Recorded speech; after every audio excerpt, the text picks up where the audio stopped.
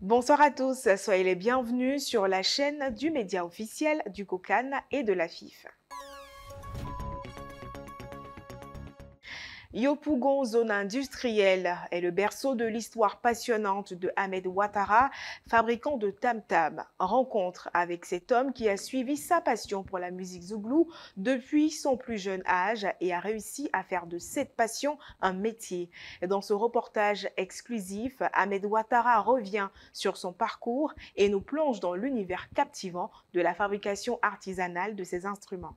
Nous sommes aujourd'hui à Yopougon, plus précisément en zone industrielle. Là, nous rencontrons Ahmed Ouattara, un jeune passionné d'un genre musical qui fait sensation en Côte d'Ivoire depuis des années et encore aujourd'hui, la musique zouglou. Mais Ahmed ne se contente pas d'être passionné par cette musique, il l'est également par ses instruments. Il fait le travail des tam-tam. Voilà. Depuis je suis petit, j'ai aimé ce travail-là. Ainsi de suite, un peu. Bon, il y avait un grand frère aussi qui faisait la musique et ses amis aussi venaient faire les réparations des tam-tam à la maison. Donc, au fur et à mesure qu'il les regardait réparer, là, il a commencé aussi à réparer un peu. Il a commencé à les vendre. Maintenant, il a cherché un endroit à Djamé où je pouvais les récupérer aussi, venir monter et revendre.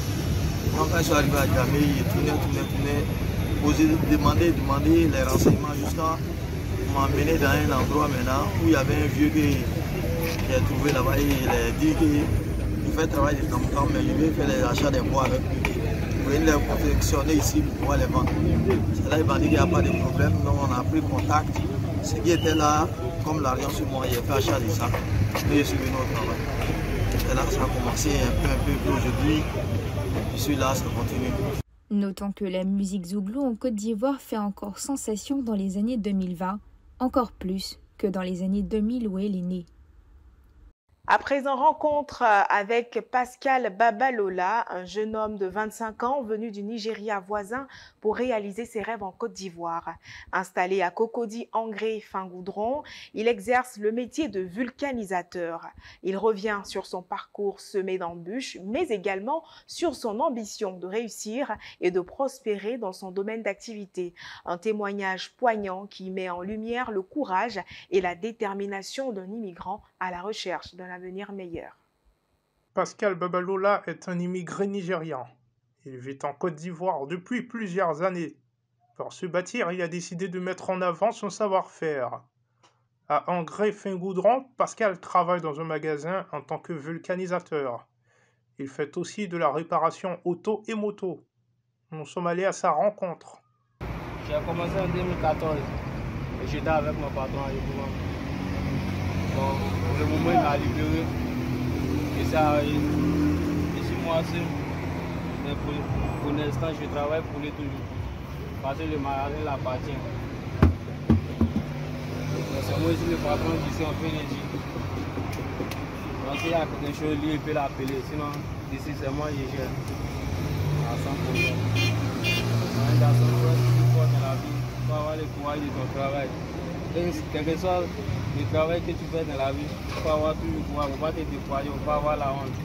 Ouais, c'est ce qui te nourrit, c'est ce qui peut t'aider à avancer demain. Pascal rêve grand. Il aimerait plus tard avoir son propre magasin de vulcanisation. Pour cela, il travaille dur et met toutes les chances de ses côtés.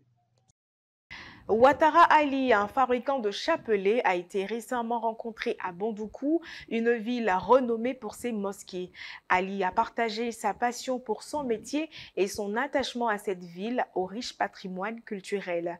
Sa fabrication artisanale de chapelets, utilisée pour la prière musulmane, est très appréciée par les fidèles de la ville et bien au-delà. Un reportage sur la vie et le travail de cet artisan talentueux maintenant. Ils sont autant utilisés dans la religion musulmane que dans la religion chrétienne. Ils sont petits, grands, de différents formats, de différentes couleurs, et sont utilisés par les fidèles de ces religions, pour la prière. Il s'agit des chapelets, ces petits objets qui passent partout. Ouattara Ali, vivant dans la ville aux 1000 mosquées à Bondoukou, en a fait son affaire. J'achète le kilo de fer à 1500 francs à Abidjan. Je l'envoie par la suite ici à Abengouro pour le faire fondre. Après cette étape, on le manie pour en faire du chapelet. Il est ensuite vendu à 6000 francs CFA l'unité. car il y a beaucoup de travaux derrière la création d'un simple chapelet. Quand je termine le travail en journée, je suis tout épuisé. Sinon, comme dans d'autres activités, on fait très souvent face aux clients oiseaux, d'autres qui commandent pour changer d'avis à la dernière minute. C'est un grand défi pour nous. Plus tard, j'aimerais agrandir ce business qui me permet de prendre en charge ma petite famille.